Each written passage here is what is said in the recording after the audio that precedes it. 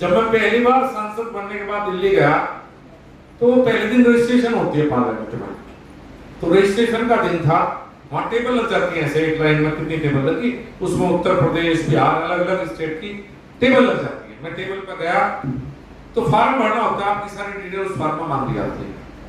तो जब मैं फॉर्म भरने के लिए कहा तो उसने कहा सर मैं भर दूं जो मेरे सामने बैठा हुआ था, तो मैंने कहा नहीं भाई मैं अपने आप भर दूं तो मैं भर गया। तो उसने कहा देखा मुजफ्फरनगर से सांसद है, मैंने कहा मुजफ्फरनगर से सांसद हूं।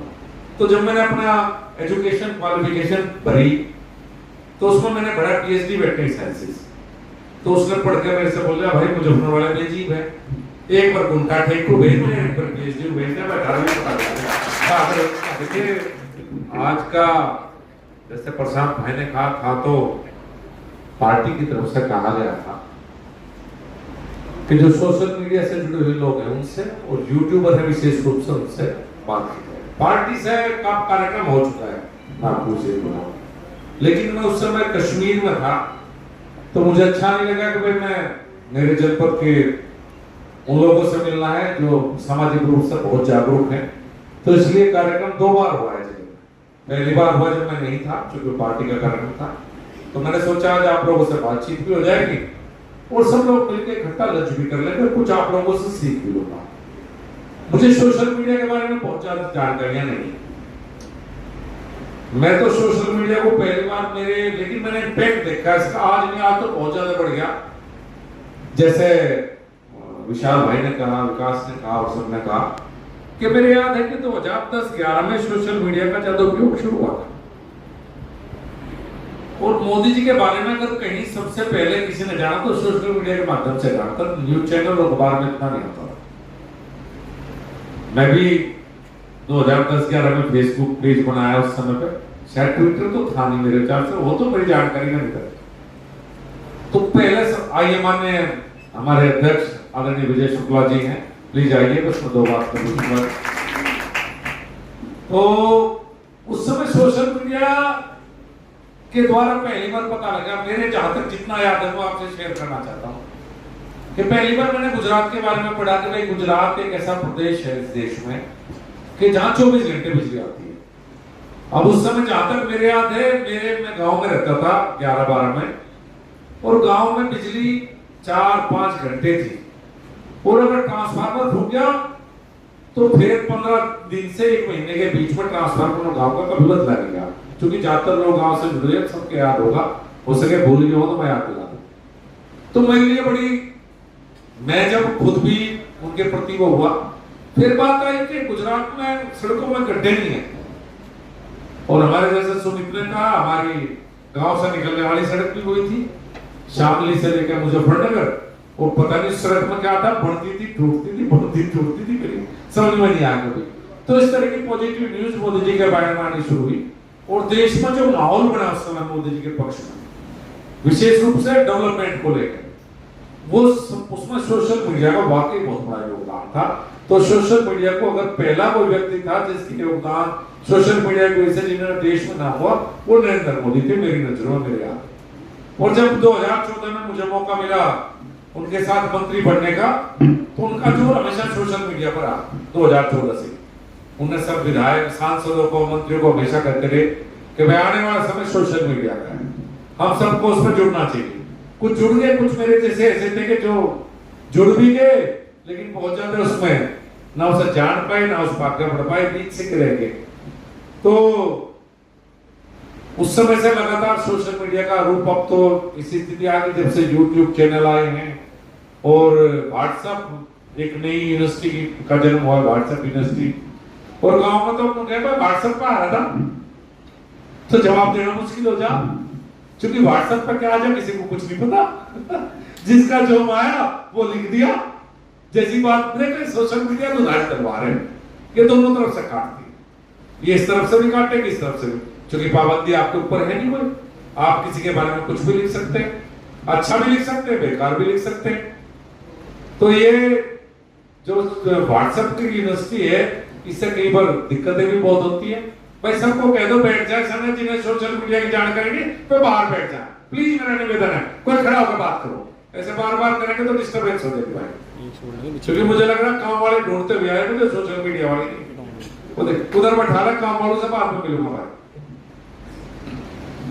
मैं एक मुझे बात बहुत अच्छी लगी, शायद भाई ने तेरी बात करना, कि मुजफ्फर की इमेज क्या थी और मुजफ्फर की इमेज जिसके लिए हम सबको पार्टी लाइन से अलग और चीजों से अलग कर सकता है। हो सकता है कई लोग बीजेपी से जुड़े हुए हों, यूट्यूबर है वो इंडिपेंडेंट है, वो किसी पार्टी से नहीं, वो अपने विचार लेके जनता के बीच में। कुछ नए लोग भी हो सकता है जो भारतीय जनता पार्टी से ना जुड़े हो, मुझे ऐसा लगता है। लेकिन हम सब लोग एक पॉइंट पे तो कॉमन है, वो पॉइंट है कि हमारे जनपद की इमेज बेहतर कैसे हो, हमारे जिले में जनमन समस्या उनका समाधान कैसे हो और हमारे जिले की ब्रांडिंग कैसे हो। अब मैं बताऊं मेरे जिले के वाकई हालत क्या थे, तो अनुभव मजाक के आपसे शेयर कर लूं। जब मैं पहली बार सांसद बनने के बाद दिल्ली गया तो पहले दिन रजिस्ट्रेशन होती है पार्लियामेंट में, तो रजिस्ट्रेशन का दिन था, वहां टेबल लग जाती है ऐसे एक लाइन में, कितनी टेबल लगी उसमें उत्तर प्रदेश बिहार अलग अलग स्टेट की टेबल लग जाती है। मैं टेबल पर गया तो फॉर्म भरना होता है, आपकी सारी डिटेल उस फॉर्म में मांगी जाती है। तो जब मैं फॉर्म भरने के लिए कहा तो उसने कहा सर मैं भर दूं जो मेरे सामने बैठा हुआ था। तो मैंने कहा नहीं भाई मैं अपने आप भर लूं। तो मैं भर गया तो उसने कहा देखा मुजफ्फरनगर से सांसद है, मैंने कहा मुजफ्फरनगर से सांसद। तो जब मैंने अपना एजुकेशन क्वालिफिकेशन भरी तो उसमें मैंने भरा पीएचडी वेटरनरी साइंसेस। तो उसने पढ़ के मेरे से बोला भाई मुजफ्फरनगर वाले बेजीब है, एक बार उनका ठेक को भेज दे, एक बार पीएचडी को भेज दे, मैं घर में बता दूंगा।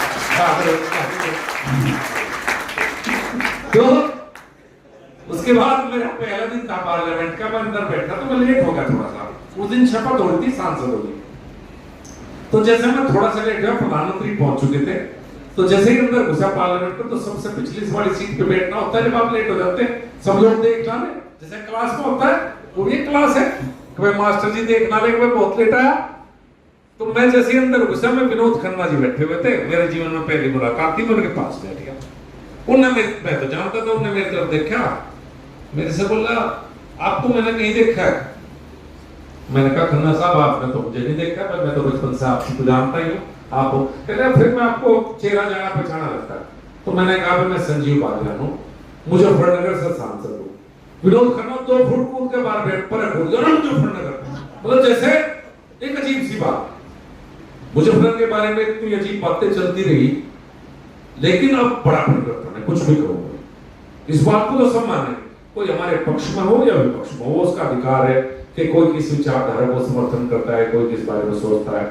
आज मुजफ्फरनगर का जिक्र इस मामले में, मैं दिल्ली रहता हूँ, मुझे महाराष्ट्र का सांसद मिलेगा, मुझे उड़ीसा का मेंबर पार्लियामेंट मिलेगा, तो वे कहेंगे अरे बॉस हरिद्वार गए थे, क्योंकि हरिद्वार एक ऐसी जगह है कि एक साल में कई करोड़ लोग जाते हैं, कहेंगे हरिद्वार गए थे भाई, और भाई आपके यहाँ मुजफ्फरनगर रुके थे कि उस रिजॉर्ट पे हमने खाना खाया। तो ये मेरे लिए बहुत पॉजिटिव खबर है। आप कल्पना नहीं कर सकते कि कोई दूसरे प्रदेश का व्यक्ति हरिद्वार जाता है, जब मुजफ्फरनगर में खाना खा के जाता है तो मेरे लिए ऐसा है कि जैसे मेरे घर में मेरे यहाँ नाश्ता करके गया हो। क्योंकि मेरे वो दौर भी याद है कि जब मुजफ्फरनगर जनपद आपका स्वागत करता है लिखाता था, तो जो भी जाने वाले होते थे हरिद्वार तो शीशे चढ़ा देते थे, और बच्चा कहता था मम्मी टॉयलेट जाना, कहला नहीं बेटे पहले मुजफ्फरनगर पार हो जाए, टॉयलेट जिम करवाऊंगी। मेरे वो दौर भी याद है, तो मुझे दौर बहुत अच्छा लगता है हर प्रोजेक्ट। और ये हम सबकी जिम्मेदारी है कि और बातें चलते रहे कि हम अपने जनपद की और अपनी अच्छी ब्रांडिंग कैसे करें। अभी भाई ने कुछ टॉपिक्स पे बात, मैं यूट्यूबर से रिक्वेस्ट करूंगा, एक हिसाब लगाओ। अभी भाई ने उसका जिक्र किया था बालाजी यात्रा का, मैं एक बात और बताऊं आपको, हमारे यहाँ भी कांवड़ यात्रा की शुरुआत होने वाली है। कभी किसी ने हिसाब में लगा कि हम कितना खर्च करते हैं। पिछली योजना में मेरे विचार से करीब 4 करोड़ कांवड़िया गुजरे, जो मोटा आकलन लोगों ने बताया मुझे, शायद 4 करोड़ का होगा, आपको ज्यादा आइडिया होगा, मुझे ही बताया गया था कि 4 करोड़ के करीब। और वो 4 करोड़ मुजफ्फरनगर से डिस्ट्रीब्यूट होते हैं, वो वहां से चलेंगे, सारे के सारे मुजफ्फरनगर आएंगे। यहाँ से कुछ लोग बिजनौर चले जाएंगे, कुछ इधर चले जाएंगे, कुछ राइट में मुड़ेंगे हरियाणा चले जाएंगे, कुछ सीधे जाएंगे दिल्ली जाएंगे, दिल्ली से मतलब बेसिकली जो हरिद्वार से निकलते हैं 99% मुजफ्फरनगर से होकर गुजरते हैं। और मुजफ्फरनगर को पार करने में एवरेज 2 से 3 दिन लगते हैं उस व्यक्ति को, क्योंकि मुजफ्फरनगर का बॉर्डर पार करने के लिए आपको 50, 60, 70 किलोमीटर चलना पड़ता है। तो नॉर्मली कांवड़िया एक दिन में 15 से 20 किलोमीटर चलते हैं, जितना मुझे आइडिया। तो कोई 2 दिन में पार करेगा, कोई 3 दिन में पार करेगा। उन 4 करोड़ लोगों को अगर एवरेज हम 2.5 दिन लगा लें तो 2.5 दिन का मतलब हो गया 1 दिन में आदमी 3 बार खाना खाता है, तो हम 8 खाने एक व्यक्ति को खिलाते हैं। मुजफ्फरनगर की जनता खिलाती है साहब, यहाँ के सब लोग मिलकर 8 खाने का मतलब हो गया 4 करोड़ इंटू 8, ये हो गए 32 करोड़ भोजन। अब आप सोचो 32 करोड़ खाने का मतलब है कि मिनिमम 100 रुपए तो लगते हैं सारी व्यवस्था में खाने में करने, तो 300 करोड़ रुपए का हम खाना खिलाते हैं कांवड़ियों को। ये मुजफ्फरनगर जिला, शायद मुझे नहीं लगता इस देश में 320 करोड़ का खाना, उसके अलावा टेंट का खर्चा, उसके अलावा दवाइयां, उसके अलावा फल।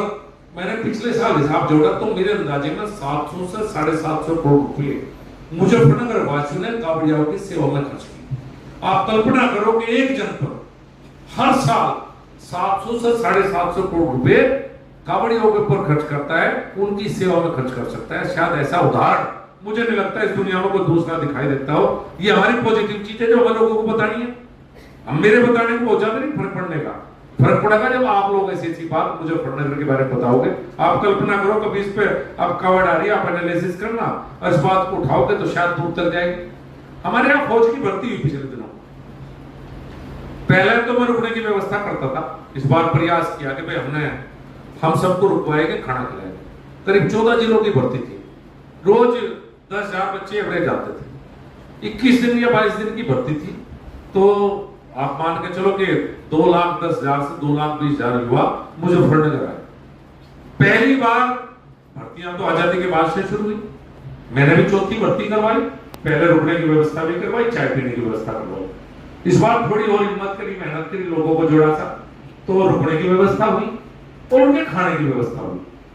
आप शायद कल्पना किसी से भी पूछ सकते हैं कि आजादी के बाद जहां भी हर साल फौज की भर्ती हुई तो अभी भी किसी ने उन बच्चों के कहां गए हुए बच्चे, वो बिल्कुल गांव से आते हैं, वो बेचारे बस में आएंगे या ट्रेन में आएंगे जिस पर पैसे ना हो, और वो आएंगे सड़क के किनारे सो हो गया तो यहाँ मुजफ्फरनगर में कहीं भी भर्ती होगी, या फिर खाना में रेडी पैसे खाओगे, बड़ी होटल में खाने के उन पे पैसे नहीं, युवा है बिल्कुल गांव का आम किसान परिवार का या मजदूर का बच्चा था। तो आप कल्पना कीजिए कि उन लोगों ने 21 दिन रहे, अब यहां से खाना खाकर तो चले गए, सबने रुके, रात की व्यवस्था थी, डिनर किया, ब्रेकफास्ट किया और चले गए। अब मैं मान लिया बुलंदशहर जाता हूं या मैं मुरादाबाद चला गया, मुझे लड़के मिले कहीं जाकर, कहने लगे मुझे आए थे, बहुत बढ़िया व्यवस्था थी भाई, बड़ा जी लगा कि आपने खाना खिलाया। ये हमारे जनपद की ब्रांडिंग, क्योंकि हमारा डिस्ट्रिक्ट इस तरह से रहा है, कुछ ऐसे कॉमन मुद्दे हैं जो हम सबको साथ लेकर चलने चाहिए। तो मैं तो एक निवेदन और करूंगा कि पॉजिटिव नेगेटिव जो 2 तरह की खबरें, मेरे जो पीछे भाई बैठे हैं, हमें पॉजिटिव पर ज्यादा फोकस करें। एक आजकल कह रहा हूं फेक अकाउंट बहुत हो गया, फेक अकाउंट हमें जातियों के रूप में लड़ा है। मैं आपको सच बताऊं, ये जो कमेंट है, मैंने किसी ने बुद्धिमान व्यक्ति ने बताया, आप जैसे आगे बैठे हैं समझदार लोग, कि ज्यादातर फेक अकाउंट है जो एक जाति का दूसरी जाति के ऊपर अटैक करते हैं, और वो लड़ाई शुरू करवा देंगे और लड़ाई फिर चलती चल जाएगी, वो जनरल लोगों में घुस जाएगी कि इसने इस जाति के ऊपर अटैक किया, इसने इस जाति के ऊपर गलत बात लिखी, और ये सब लड़ाने के एक साधन चल रहे हैं लोगों के। इस बारे में ये बड़ी बड़ी समस्या है कि हमें जाति और धर्म के नाम पर जब भी कोई लड़ाता है तो कम से कम सोशल मीडिया को लड़ाई का मंच ना बनने दिया जाए। ये हम सब जो भी बैठे हैं, ये हम सब की जिम्मेदारी है कि कोई भी जाति और धर्म के नाम पे हमें ना लड़ा पाए। विचारधारा बात अलग है, कोई कुछ कहे, चूंकि इतने फेक अकाउंट हो रहे हैं, पता नहीं इनका तरीका तो क्या होगा। जो एक्सपर्ट हैं, बुद्धिमान है, वो इस बारे में बता पाएंगे कि इसका क्या तरीका है, इस लड़ाई को हम कैसे रोका जा, अब इस मामले में हम कैसे ना घुसे, वो तो आप बेहतर बता सकते हैं। और भी बहुत सी चीजें जो ब्रांडिंग कर सकते हैं। हमारे यहाँ रामसे साइट में आ गया हमारी जो बर्ड सेंचुरी है, मैंने बहुत ज्यादा सोशल मीडिया पर उसके ऊपर देखा नहीं अभी तक, अखबारों में तो कई बार लिखा है रामसे साइट में जो बैराज पे हमारी सेंचुरी है वो रामसे साइट में आ चुकी है। अभी वहां कुछ काम मैंने करवाया भी है, कुछ काम और करवाएंगे। ये ऐसे ऐसे मुद्दे हैं जो हम मुजफ्फरनगर के रूप ब्रांडिंग के रूप में, हम मुजफ्फरनगर की ब्रांडिंग के रूप में इन्हें निकाल सकते हैं। बात तो बहुत लंबी है, और प्रशांत ने कहा कि पार्टी की बात आपने रखी थी और विभिन्न रख दी थी, मेरी बहुत ज्यादा रखने से तो उन्होंने कह रहे हैं कम कहे को ज्यादा समझना, और समझदार को इशारा काफी हो। और मुझे लगता है कि सोशल मीडिया पर समझदार लोग ही जाते हैं। सीधा खोल के हो जाए आज तक था कि आप सबसे परिचय हो जाएगा, आप सबकी डिटेल मेरे पास आ रही है। और विशेष रूप से जो यूट्यूब चलाते हैं इनसे परिचय व्यक्तिगत करना चाहता था मैं। कुछ तो मिलते रहे, लेकिन जैसे वो विकास भाई तो कभी मिलता ही नहीं। मैं इसकी वीडियो तो देख लूं, बड़े बड़े घर देख के बड़े सोने छोटे लगे, 10-10 बीघे में घर और इतने बड़े बड़े, मोनो भी कमी मिले, मुलाकात कम हो। आप लोगों की वीडियो तो, और मुझे लगता है कि हम इसमें थोड़ा पीछे हैं। मैं राजस्थान बहुत जाता हूँ, मैं राजस्थान में कुछ लोकसभा का प्रभारी हूँ, तो मैं राजस्थान जाता हूँ। राजस्थान में यूट्यूबर हम साथ गए, मुझे ऐसा लगता है राजस्थान में थोड़ा ज्यादा है। हमारे यहाँ स्कोप बहुत ज्यादा है, क्योंकि बदलते हुए समय में लोग आपको देखना पसंद करें। अब कल्पना करो, अब मेरी माँ भी सारा दिन यूट्यूब पर तो मैं देखे, तो बताओ और क्या हो, आगे की बात है। मैं जाऊंगा, मेरी माँ लगी पावे बेटा अगर रोटी रोटी बनाओ तो यूट्यूब उस पर लगी पावे, वालो फेसबुक पर आपकी हुआ है। तो गांव के बुजुर्ग भी अब आपको देखने लगे, युवा के साथ साथ बुजुर्ग भी मैं देखता हूँ, बुजुर्ग अब इसमें लगे रहने लगे।